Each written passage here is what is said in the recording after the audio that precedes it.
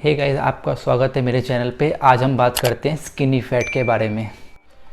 Skinny fat 3 factor पे depend है। पहला तो एक्टोमॉर्फ, और दूसरा है सेडेंट्री लाइफस्टाइल, और तीसरा है बैड ईटिंग लाइफस्टाइल। तो फर्स्ट हम जानते हैं एक्टोमॉर्फ कौन होते हैं। एक्टोमॉर्फ बहुत ज़्यादा पतले लोग होते हैं, उनके हाथ और पैर काफ़ी पतले होते हैं और BMI के अकॉर्डिंग उनका वेट अंडर वेट कैटेगरी में आया जाता है और इनका बॉडी फ्रेम भी काफ़ी ही पतला होता है, इसलिए ये एक्टोमॉर्फ कहलाते हैं। पहले हम जान लेते हैं कि स्किनी फैट लोग होते कौन है। स्किनी और फैट दो वर्ड अलग डिस्क्राइब कर रहे हैं। स्किनी मतलब काफ़ी पतले, फैट उनका बॉडी फैट परसेंट भी काफ़ी ज़्यादा होता है, तो इसलिए हम उन्हें स्किनी फैट कहते हैं। स्किनी फैट होने का रीज़न क्या है? पहले तो वो एक एक्टोमॉर्फ होते हैं और उनका लाइफस्टाइल काफ़ी सेडेंट्री होता है, और थर्ड वो उनका जो ईटिंग लाइफस्टाइल होता है वो काफ़ी ही बिगड़ा हुआ होता है, इस वजह से उनका स्किनी फैट बन जाते हैं। वैसे तो एक्टोमॉर्फ का मेटाबॉलिज्म काफ़ी फास्ट होता है, लेकिन सेडेंट्री लाइफस्टाइल में काफ़ी टाइम रहने से उनका मेटाबॉलिज्म कहीं जाके सो जाता है, इस वजह से उनका मेटाबॉलिज्म बिगड़ जाता है और उनका फैट गेन करना स्टार्ट कर देते हैं। और बैड ईटिंग लाइफस्टाइल से मतलब है कि वो काफ़ी कैलोरी डेंस फूड खाते हैं या फिर बहुत सारा जंक फूड बाहर का खाते हैं, इस वजह से उनका वेट गेन तो नहीं होता, लेकिन फैट गेन ज़रूर हो जाता है। ज़्यादा कैलोरी डेंस फूड और ज़्यादा जंक फूड खाने के दो रीज़न हो सकते हैं। फर्स्ट, एक तो लोग शौक से खाते हैं जिसमें ज़्यादा परसेंटेज लोग होते हैं, 70% से भी ऊपर लोग होते हैं, और दूसरा 30% से जो नीचे होते हैं वो प्रेशर में आके कैलोरी डेंस फूड खाना स्टार्ट कर देते हैं। अब आप ये सोच रहे होंगे प्रेशर किस चीज़ का इस फूड को खाने के लिए। समझिए बात को। जैसे ये बहुत स्किनी हैं और इनको लोग कहते हैं कि भाई तू कुछ खाया कर तभी तेरा वेट बढ़ेगा, तुम खाता पीता क्यों नहीं है, तो इस वजह से ये अब बहुत लो फील करते हैं। इवन वो जिम भी ज्वाइन करते हैं तो वहाँ के ट्रेनर उससे ये बोलते हैं कि पहले तो कुछ खा के आ, फिर आके कुछ वेट उठाइए, ऐसे हड्डियों पे बॉडी मसल मास होना चढ़ेगा। इस प्रेशर में आके वो बहुत सारा खाना स्टार्ट कर देते हैं।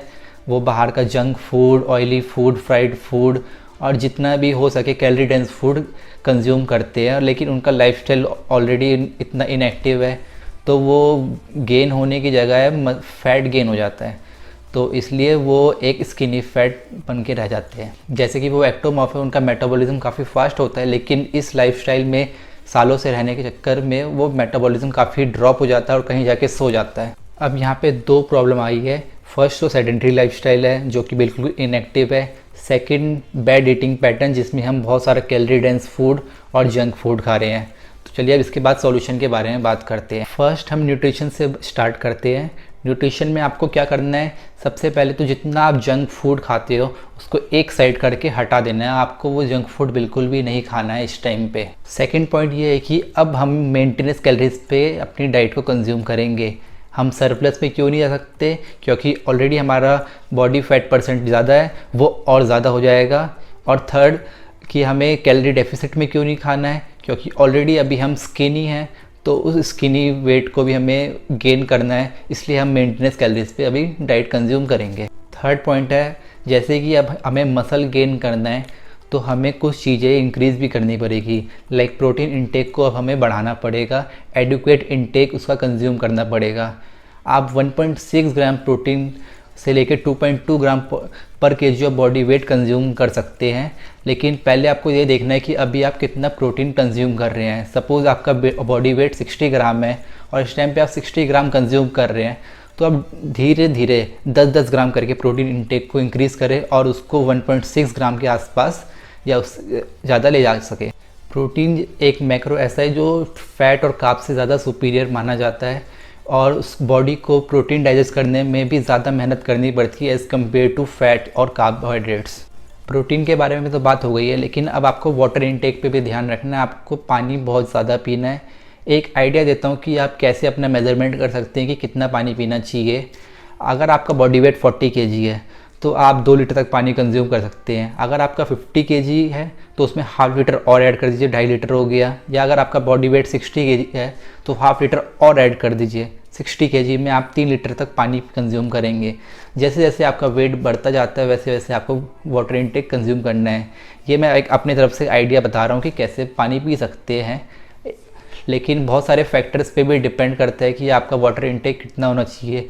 आप जहाँ पे रहते हो वहाँ के क्लाइमेट पे मैटर करता है या फिर आपका फिजिकल एक्टिविटी कैसा है उस पर भी मैटर करता है कि वाटर इनटेक कितना होना चाहिए। मैंने आपको आइडिया दे दिया कि आप वाटर इनटेक कैसे ले सकते हैं। तो न्यूट्रिशन की पॉइंट ऑफ व्यू से मैं आपको सारे फैक्टर्स बता चुका हूँ। अब हम ट्रेनिंग के बारे में बात करेंगे कि आपको ट्रेनिंग कैसे करनी है।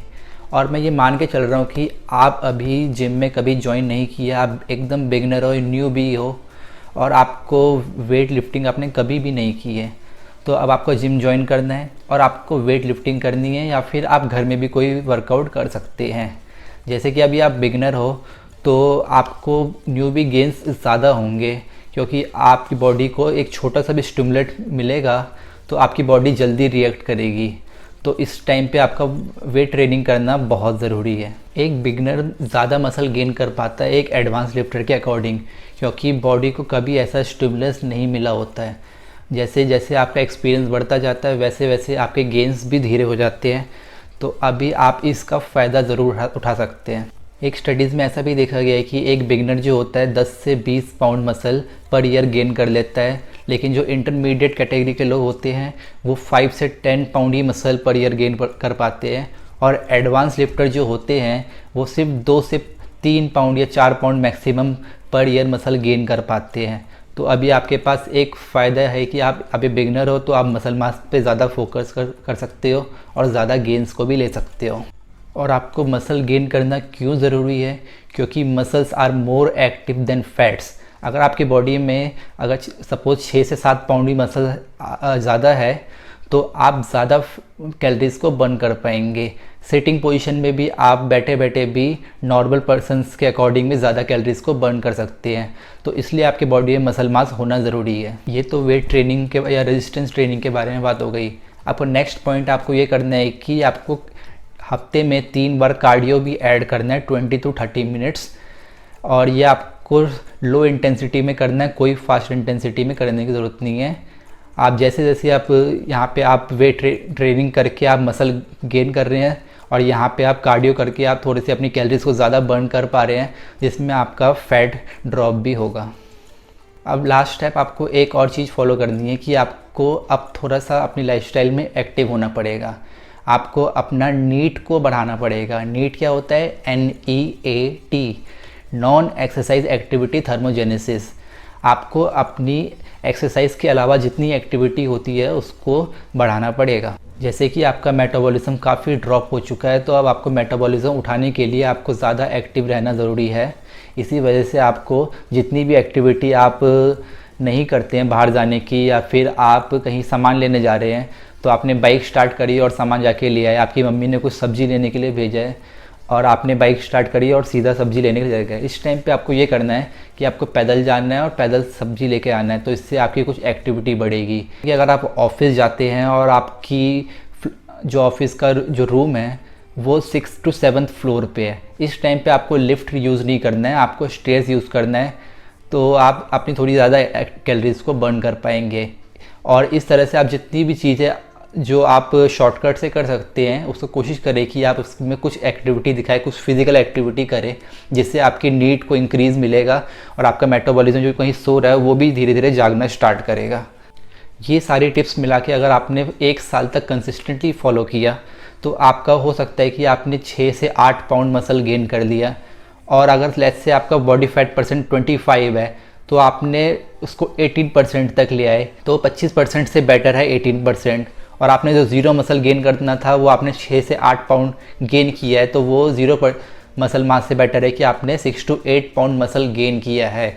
तो 1 साल में आपने कुछ अपनी लाइफ में अच्छी चीज़ें डेवलप करी है। लेट्स से अब मैं इस वीडियो को समराइज़ करूँ तो फर्स्ट आपने जंक फूड को हटा दिया, सेकंड आपने प्रोटीन इंटेक को बढ़ा दिया, थर्ड आपने एक मेंटेनेंस कैलोरीज पे कंज्यूम करनी है, और फोर्थ आपने वाटर इंटेक को बढ़ा दिया। अब वो फिटनेस को देखो, वेट ट्रेनिंग आपने एक बढ़ा दिया, सेकंड आपने अपना कार्डियो को 20 to 30 मिनट्स इंक्रीज़ कर दिया, और थर्ड आपने अपना नीड को इंक्रीज़ कर दिया। ये सारे स्टेप्स को आप अगर फॉलो कर लेते हैं तो आपकी फिज़िकल फिटनेस बहुत इंप्रूव हो जाएगी। Thank you so much. Next video में मिलते हैं। टाटा।